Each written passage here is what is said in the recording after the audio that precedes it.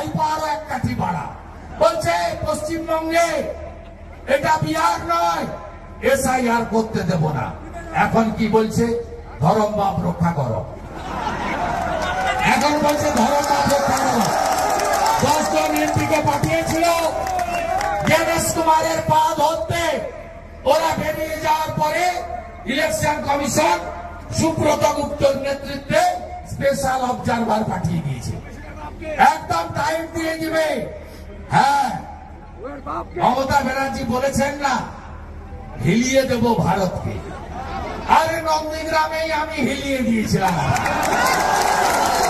আর এই যে জনগণ দেখছেন, এই জনগণ এপ্রিল মাসে আপনাকে এমন হেলা হেলাবে, এমন হেলা হেলাবে, যা পিসি তুই চলে যা, যা পিসি তুই চলে যা, যা পিসি তুই চলে যা, যা পিসি তুই চলে যা, এমন হেলাবে আপনাকে বর্ডার পার করিয়ে দেবে। কাছেই রংপুর, এদিকে পঞ্চালন, হাজিয়ে দিবে।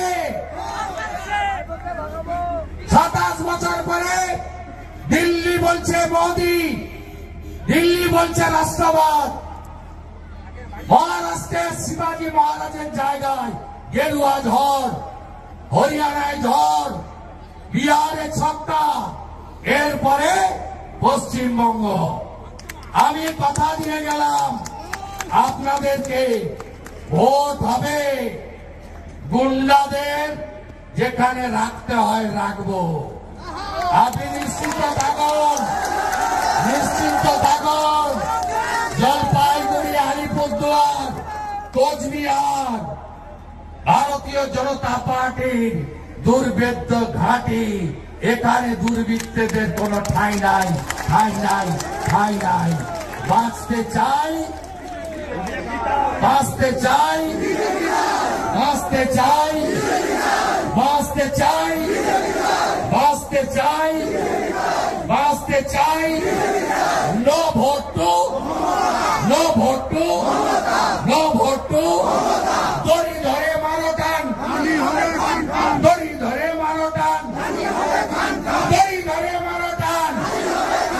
একটা বুথের দায়িত্ব নেওয়ার, এটা ফুল মালা গাঁথার দায়িত্ব আমাদের মঞ্চে যারা আছে। আমরা মালা গাঁথবো, বাংলায় নতুন সূর্যোদয় হবে।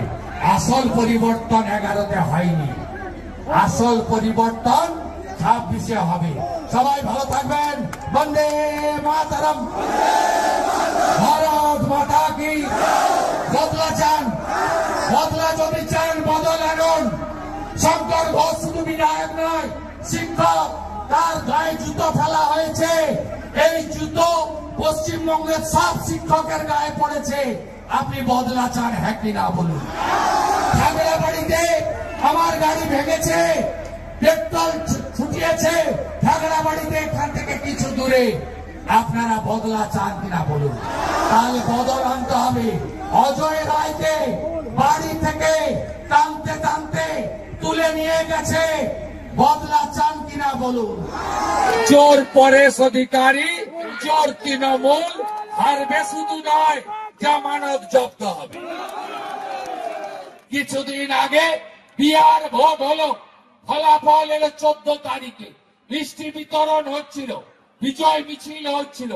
অজয় রায়কে, দিনহাটার নেতাকে বাড়ি থেকে টেনে হিঁচড়ে নিয়ে গিয়ে 15 দিন জেল খাটালো এই পুলিশ। এই পুলিশের নাম হলো মমতা পুলিশ। এই পুলিশি রাজ খতম করতে হলে এই পশ্চিম বাংলায় পরিবর্তন আনতে হবে, রাষ্ট্রবাদী সরকার তৈরি করতে হবে। আমরা বিহারে যেমন দেখলাম 243টা সিটের মধ্যে 202টা সিটে নরেন্দ্র মোদীর রাষ্ট্রবাদ, নীতিশ কুমারজির বিকাশবাদ আর সুশাসন সুরক্ষাকে সামনে রেখে বিহারে ঝড় বয়ে গেল এনডিএ তথা বিজেপির ঝড়। আজকে ঠিক একই ভাবে পশ্চিম বাংলায় আমাদেরকে এসআইআর অর্থাৎ ভোটার তালিকায় নিবিড় সংশোধন করে একদম পরিচ্ছন্ন, পরিশ্রুত, শুদ্ধ ভোটার তালিকা তৈরি করে পশ্চিম বাংলায় অপশাসন, কুশাসন, পরিবারবাদী কোম্পানি, তোষণের মাস্টার, দুর্নীতির চূড়ামণি মমতা ব্যানার্জি আর তার ভাইপোর সরকারকে তুলে ফেলতে হবে নির্বাচনের মধ্য দিয়ে। কেন বাংলায় পরিবর্তন চাই? পরিবর্তন চাই পশ্চিম বাংলায় বেকারত্ব নির্মূল করার জন্য। তাই এসআইআর নতুন কিছু নয়। এরা বাধা দিচ্ছে কেন?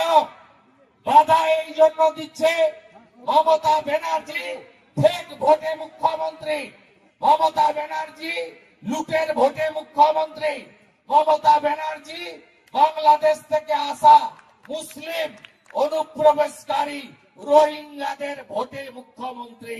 তাই মমতা ব্যানার্জি বাংলাদেশি মুসলিম অনুপ্রবেশকারী রোহিঙ্গাদের রাখতে চায়। ভারতীয় মুসলিম আপনারা অল্প সংখ্যায় ভোট দেন, তবুও আমাদের বক্তব্য খুব স্পষ্ট, আপনারা ভারতীয়। আপনাদের পরম্পরায় পুরুষের পর পুরুষ ভারতে পশ্চিমবঙ্গে আছেন, আপনাদের নাম থাকবে। কিন্তু এই যে বর্ডার দেখছেন, এখানে কি কি পাচার হয়? এখানে মানুষ পাচার থেকে সব পাচার হয়, হ্যাঁ কি না বলুন? বর্ডারে দাঁড়িয়ে আছেন তো, পাচার হয়। এবং সব বর্ডার এলাকায় বেড়া দেওয়া যায়নি। কোচবিহারের বিভিন্ন প্রান্তে যেভাবে গ্যাং রেপ, নারী নির্যাতন, ছোট ছোট শিশু কন্যাদের উপরে অত্যাচার, কিছুদিন আগে আপনারা রাজগঞ্জের একটা ঘটনা দেখেছেন।